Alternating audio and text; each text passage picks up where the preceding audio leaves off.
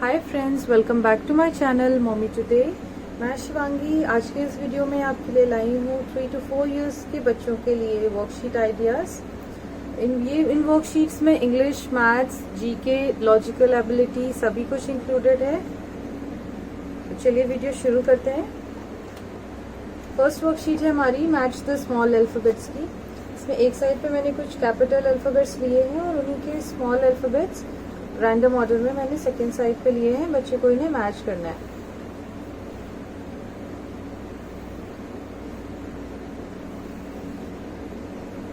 छोटे बच्चे डी और ए में, सी और ई में, बी और डी में इस तरीके के स्मॉल अल्फाबेट्स में बहुत कंफ्यूज होते हैं। तो आप उन्हें मैचिंग की या फिर स्मॉल अल्फाबेट्स की जो भी वर्कशीट्स हैं आप उन्हें डेली बेसिस पे कराइए। इससे जब उनकी प्रैक्टिस अच्छी होगी वो अल्फाबेट्स को और इजीली पहचानने लगेंगे। लाइक एफ, स्मॉल एफ और स्मॉल टी में बच्चे कंफ्यूज होते हैं, एम और डब्ल्यू में होते हैं, यू और एन में होते हैं। तो इस तरीके का कंफ्यूजन दूर करने के लिए हम बच्चे को ज़्यादा से ज़्यादा प्रैक्टिस कराएंगे। इस तरीके से हमें मैच करने हैं सारे अल्फाबेट्स। नेक्स्ट वर्कशीट है हमारी व्हाट कम्स आफ्टर। अब इसमें मैंने कुछ अल्फाबेट्स लिखे हैं और उनके साथ में ब्लैंक स्पेस दी है। बच्चे को बताना है कि बी के बाद में क्या आता है। अगर आपका बच्चा लिखना सीख गया है अल्फाबेट्स को तो आप उसको ये अल्फाबेट्स लिखने के लिए बोल सकते हैं।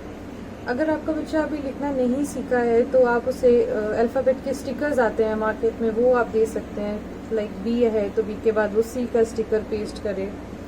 और इन केस आपके पास स्टिकर्स भी अवेलेबल नहीं है तो छोटे छोटे पीसेस, वाइट पेपर के पीसेस आप उनको अल्फाबेट्स लिख कर दे सकते हैं। साथ में ग्लू दे दीजिए और वो यहाँ पर पेस्ट कर सकते हैं। इससे क्या हो रहा है, हमारी एक्टिविटी भी हो रही है। पेस्टिंग कटिंग की जो एक्टिविटी होती है, छोटे बच्चे को हमें काटने के लिए नहीं बोलना है कुछ भी, उन्हें हमें कुछ जो भी देना है कट करके देना है। टीयरिंग इज फाइन, लेकिन कटिंग के लिए अभी वो छोटे छोटे होते हैं। तो आप जैसे आपने ब्लॉक्स बना लिए सी डी कई सारे, आप उनको छोटे छोटे ब्लॉक्स कट करके दीजिए और उनको बोलिए कि वो बी के बाद पेस्ट करें कि क्या आता है। लाइक वो सी का ब्लॉक पेस्ट करें फिर डी के बाद। अगर बच्चा लिख लेता है तो इट्स फाइन।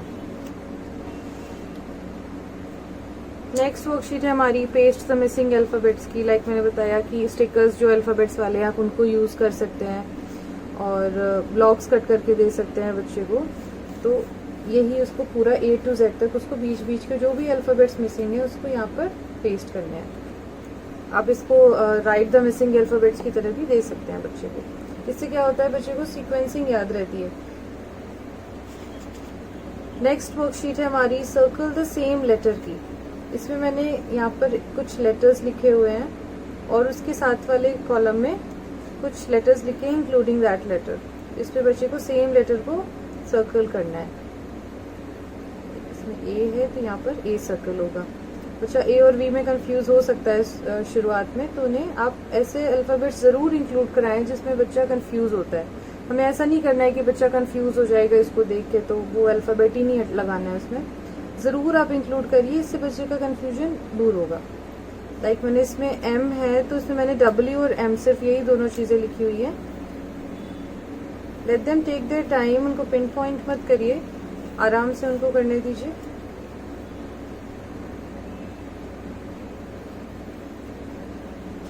बच्चा शुरुआत में जब कोई चीज सीखता है तो उसको समय लगता है, उसको समय लेने दीजिए। अगर आपको लग रहा है कि बच्चा समय ज्यादा ले रहा है और आपको इस वजह से इरिटेशन हो रही है तो आप भी कोई नया काम करना स्टार्ट कर दीजिए, सीखना स्टार्ट कर दीजिए उसके साथ में। Then you will be able to understand कि बच्चा क्यों चिड़चिड़ा रहा है या समय ले रहा है।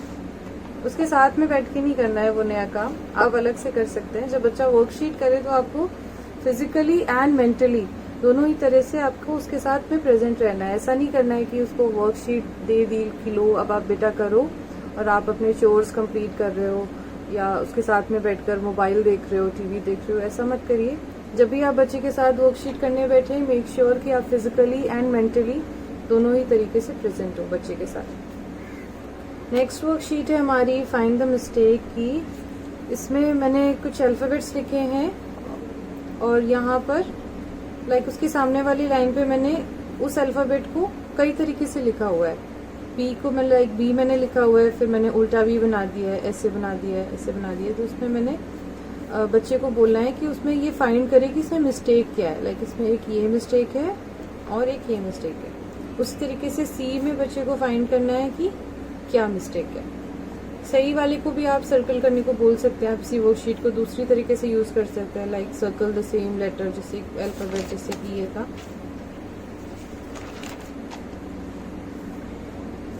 सिमिलरली हमारी मैथ्स की नेक्स्ट वर्कशीट है make spots on the lady bird.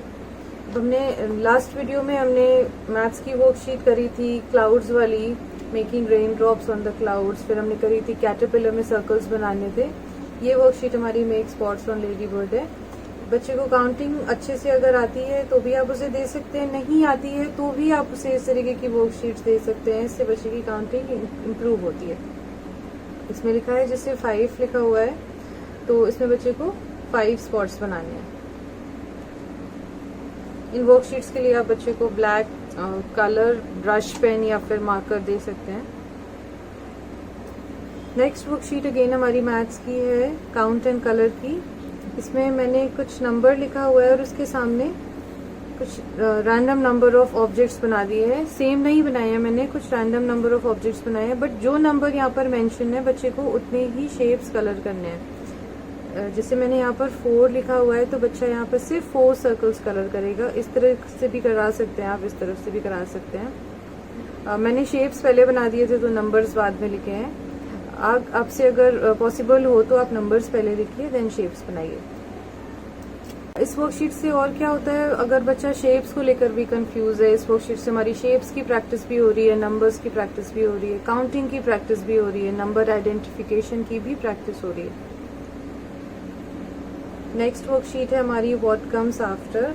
Again अगर आपका बच्चा लिखना सीख गया है तो आप उसे इस तरीके की वर्कशीट लिखने के लिए दे सकते हैं। अगर नहीं सीखा है तो अगेन मैं बोलूँगी कि आप उसको स्टिकर्स दे सकते हैं पेस्ट करने के लिए, पेपर पे नंबर लिख के ब्लॉक्स कट करके दे सकते हैं कि वो इसको यहाँ पर पेस्ट करे।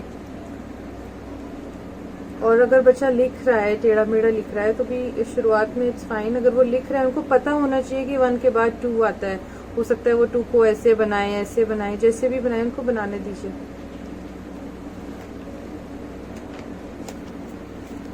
नेक्स्ट वर्कशीट हमारी काउंट एंड राइट की है। इसमें बच्चे को काउंट करना है कितने ऑब्जेक्ट्स हैं और यहाँ पर सामने उनको लिखना है। अगर बच्चा नहीं लिख पाता है, अगेन आई वुड सजेस्ट कि आप स्टिकर्स यूज कर सकते हैं या फिर ब्लॉक्स यूज कर सकते हैं। नेक्स्ट वर्कशीट हमारी है मैच द फॉलोइंग की। इसमें मैंने एक साइड में कुछ ऑब्जेक्ट्स बनाए हैं, सेकेंड साइड भी मैंने ऑब्जेक्ट्स ही बनाए हैं, डिफरेंट ऑब्जेक्ट्स। बच्चे को सेम नंबर ऑफ ऑब्जेक्ट्स को आपस में मैच करना है। जैसे यहाँ पर 2 ट्रीज बने हुए हैं तो यहाँ पर 2 हर्ट से बच्चा ऐसे मैच करेगा। नंबर्स वाली वर्कशीट हम बच्चे को पहले भी करा चुके हैं। अगर उसमें वो एकदम परफेक्ट हो गया है तो आप फिर इस तरीके की वर्कशीट इसे बना के दीजिए। यहाँ पर 5 एप्पल्स हैं, यहाँ पर बच्चा 5 सर्कल से मैच करेगा। 3 लेडी बर्ड्स हैं, 3 स्क्वायर्स। इस तरीके से आप उसको दे सकते हैं। नेक्स्ट वर्कशीट है हमारी फॉलो द पैटर्न की। ये बच्चे की लॉजिकल थिंकिंग एबिलिटी इंप्रूव करती है, उसका IQ इनहांस करती है और बच्चे की ब्रेन एक्सरसाइज होती है जिससे उसकी ब्रेन बूस्टिंग इंप्रूव होती है। इसमें मैंने 2x2 की मैट्रिक्स बनाई है। सेम आपको भी सामने भी 2x2 की मैट्रिक्स बनानी है। और यहाँ पर मैंने 4 अलग अलग कलर से इन ब्लॉक्स को कलर किया है, सर्कल्स बनाए हैं। अब बच्चे को यही सेम पैटर्न यहाँ पे फॉलो करना है। लाइक यहाँ पर ब्लू होगा, देन पिंक होगा, देन रेड होगा एंड देन यहाँ पर येलो होगा। अलग अलग कलर से आप बना के दीजिए। कलरिंग एक्टिविटीज वैसे भी बच्चों को बहुत अच्छी लगती हैं और आप इस तरीके की वर्कशीट्स उन्हें बनाकर दे सकते हैं। स्टार्टिंग में 2x2 से स्टार्ट करिए। अगर इसमें भी बच्चे को प्रॉब्लम हो रही है तो आप एक सिंगल 2 स्क्वायर्स का ब्लॉक बना के दे सकते हैं उनको। धीरे धीरे जब बच्चा इसमें परफेक्ट होता जाए, उसको अच्छे से ग्रास्प कर लेता है, तो आप उसको फिर 3x3, 4x4 इस तरीके की पैटर्न्स बना के दे सकते हैं। नेक्स्ट वर्कशीट हमारी ट्रेसिंग की है। 1, 4, 7 एंड 10। 1 के बाद कभी भी 2 को नहीं ट्रेस कराना है। पहले जो सिंपल नंबर्स हैं हम उनको ट्रेस कराएंगे। लाइक 1 है, 4 भी इजी होता है, स्टैंडिंग और स्लीपिंग लाइन से बन जाता है। 7 भी इजीली बन जाता है। 10 भी इजीली बन जाता है। 2 और 3 में क्या होता है, कर्व्स होते हैं। अगेन 6 में कर्व होता है, 5 में कर्व होता है, तो बच्चे को बनाने में हो सकता है थोड़ी सी प्रॉब्लम हो। तो आप स्टार्टिंग में उनको इस तरीके के नंबर से ट्रेस कराइए। नेक्स्ट अगेन हमारी कुछ पैटर्न्स की वर्कशीट है। ये तीनों कर्व्स की वर्कशीट है और देन ये कुछ लाइंस की वर्कशीट है। इस तरीके का पैटर्न जब भी आप बच्चे को दें तो उन्हें इनकरेज करें कि वो बिना पेंसिल उठाए, बिना हाथ उठाए इस पैटर्न को एक बार में पूरा करें। ज़रूरी नहीं है वो डॉट से डॉट ही पैटर्न को कंप्लीट कर पाएँ, क्योंकि बच्चे का ध्यान है कि उसको पेंसिल नहीं उठानी है, तो लाइन इधर से उधर भी हो सकती है। It's fine. अब बच्चे को बस आप ये बोलिए कि आपको हाथ नहीं उठाना है यहाँ से यहाँ तक। नेक्स्ट अगेन हमारी अल्फ़ाबेट ट्रेसिंग की वर्कशीट्स हैं। ये सिंपल अल्फ़ाबेट्स हैं जो मैं भी अपनी डॉटर को स्टैंडिंग और स्लीपिंग लाइंस के अल्फ़ाबेट्स ही ट्रेस करा रही हूँ, तो मैंने उसे सिर्फ वही अल्फ़ाबेट्स दिए हैं ट्रेस करने को, EFHILT।